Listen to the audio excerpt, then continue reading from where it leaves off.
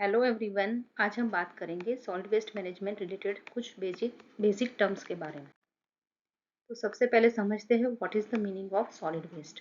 So as the name suggest वो solid state में होता है but it has become useless और अनवांटेड फॉर अस। तो जो भी अनवांटेड और यूजलेस प्रोडक्ट जो हमारे सोसाइटी में से डिस्कार्ड किया जाता है उसे जनरली सॉलिड वेस्ट बोला जाता है। तो कोई भी हम जैसे एक्टिविटी करते हैं ह्यूमन या animal except our excreta and waste water, it is generally termed as solid waste. सो घर में से जो भी कचरा निकलता है, जो भी कॉरपोरेशन उसे कलेक्ट करता है, उसे जनरली सॉलिड वेस्ट बोला जाता है। So here you can see this is the result of improper or poor solid waste management. Dumping site पे ले जाके यहाँ पे सब कुछ डंप कर दिया है, तो जितना भी वेस्ट है it is generally termed as solid waste. So there are certain terms that we should know about this solid waste management. सबसे पहला आता है MSW, मतलब म्यूनिसिपल सॉलिड वेस्ट। जो भी म्यूनिसिपल अथॉरिटी होती है जो सॉलिड वेस्ट को कलेक्ट करती है उसे जनरली बोला जाता है म्यूनिसिपल सॉलिड वेस्ट। और अगर वो प्रॉपर उसे मैनेज करते हैं right from the generation to disposal, तो उसे बोला जाता है solid waste management. Then refuse. Refuse मतलब it's a kind of waste only. तो जितने भी टाइप्स के वेस्ट होते हैं जो सॉलिड स्टेट में होते हैं either from the residential commercial और industrial premises, it is generally called as refuse. Then putrescible. Putrescible का मतलब होता है कि जिसका डिकम्पोजिशन हो सकता है और वो डीके होता है। तो जनरली जो भी ऑर्गेनिक वेस्ट होता है जैसे फूड वेस्ट या any organic waste which is subjected to decomposition, उसको जनरली बोला जाता है putrescible. Means generally organic waste को बोलते हैं हम पिट्रिसिबल, जो जल्दी डीके और सड़ने लगता है।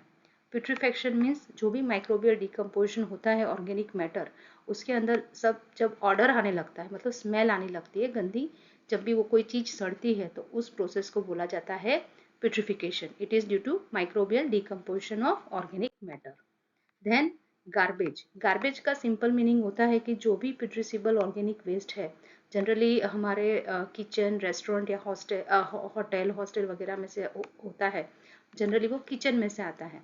सो फूड वेस्ट रिलेटेड जो भी है वेस्ट फूड या है या peelings of vegetables fruit etcetera, animal grass this dung etcetera, it is generally जिसका डिकम्पोजिशन होता है और it may become it is generally putrescible waste, तो generally it is called as garbage और kitchen trash. नेक्स्ट होता है एश।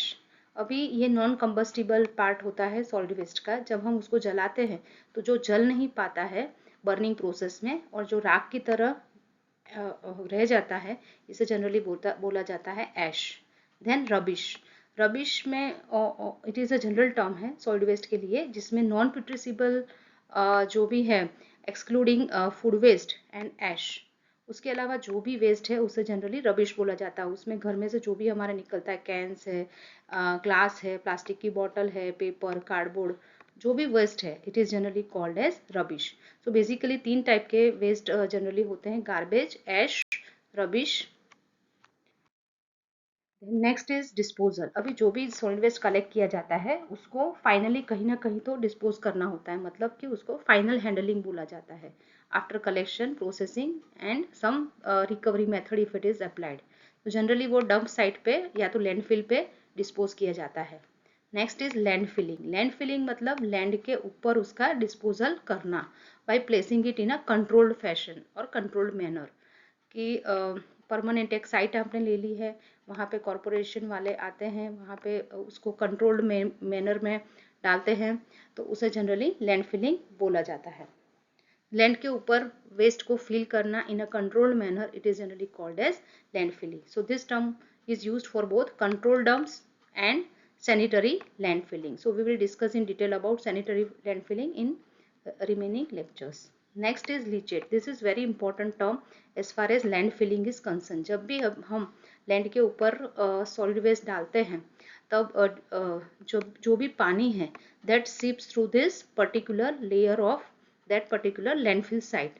तो जो भी पानी सीप हो रहा है थ्रू दिस सॉलिड वेस्ट, उसके अंदर बहुत सारे डिजॉल्व सस्पेंडेड सम सोल्यूबल ऑर्गेनिक इनऑर्गेनिक कंपोनेंट या हैवी मेटल्स, मतलब हार्मफुल सब्सटेंस भी हो सकते हैं और वो हमारा ग्राउंड वाटर को पॉल्यूट कर सकते हैं अगर हमने यहाँ पे प्रॉपर लीचेट के लिए कुछ प्रोविज़न नहीं किया तो। जनरली इसमें लीचेट को रोकने के लिए नॉर्मली एक प्लास्टिक की शीट वगैरह रखा जाता है। ओके, सो बेसिकली जो भी लिक्विड सिप कर रहा है through the different layers of our waste and that में contain many pollutants, it is called as leachate. Then composting. So अगर हमारे पास ऑर्गेनिक वेस्ट है तो वो बैक्टीरिया, फंगाई या कोई भी माइक्रो ऑर्गेनिज्म के लिए वो खाने का काम करते हैं, मतलब वो उनके लिए खाना होता है, तो वो उसका डिकम्पोजिशन करते हैं। तो जो भी बायोलॉजिकल डिकम्पोजिशन होता है सॉलिड ऑर्गेनिक वेस्ट का by the different microbial agencies, and उसके बाद उसका जो एंड प्रोडक्ट आता है it is like this fertilizer, तो इसे बोलते हैं कंपोस्टिंग प्रोसेस। और कंपोस्टिंग प्रोसेस के बाद जो भी मटेरियल मिलता है जिसे हम ह्यूमस या सॉइल कंडीशनर भी बोलते हैं, खातर इन गुजराती और इन हिंदी इट इज खाद, तो we can utilise it as fertiliser और वो ऑर्गेनिक होता है, सो दैट इज गुड। तो कंपोस्टिंग अगर हम यूज कर रहे हैं तो it is a good method of soil waste management या processing. Next is waste to energy plant. अभी जो भी वेस्ट है उसको हम वेस्ट ना कंसिडर करते हुए उसमें से कुछ रिकवर भी कर सकते हैं। तो अगर हम उसमें से एनर्जी बना रहे हैं, एनर्जी मिल रहा है हमें, तो ऐसे अगर प्लांट हम एस्टेब्लिश करते हैं तो जिसमें हम हमारा जो भी प्रोसेस्ड या रॉ मटेरियल जो भी हमारे वेस्ट मटेरियल है उसमें से अगर हम either using this incinerator, incinerator means उसके अंदर आपको जो भी हमारा वेस्ट है उसको कंट्रोल मैनर में जलाना है, कम very high temperature greater than 800 and so, तो उसकी वजह से जो भी स्टीम प्रोड्यूस हो रहा है उसको हम इंडस्ट्रियल यूज हीटिंग पर्पज के लिए as well as electricity generation के लिए यूज कर सकते हैं। ऑल्सो जो लैंडफिल में जो गैस बनता है उसको भी अगर हम कलेक्ट करके उसको भी हम as a energy source use करते हैं तो वो भी एक वेस्ट टू एनर्जी प्लांट है। ये तो थर्मल हुआ, means by burning the waste. But अगर हम एनारोबिक डाइजेशन भी कर रहे हैं वेस्ट का और उसमें से भी अगर मीथेन गैस जनरेट कर रहे हैं तो वो भी एक one type of waste to energy plant, means waste में से हमको एनर्जी जनरेट करनी है, ऐसा कोई भी प्लांट हम लगाते हो तो it is called as waste to energy plant. And last is incineration.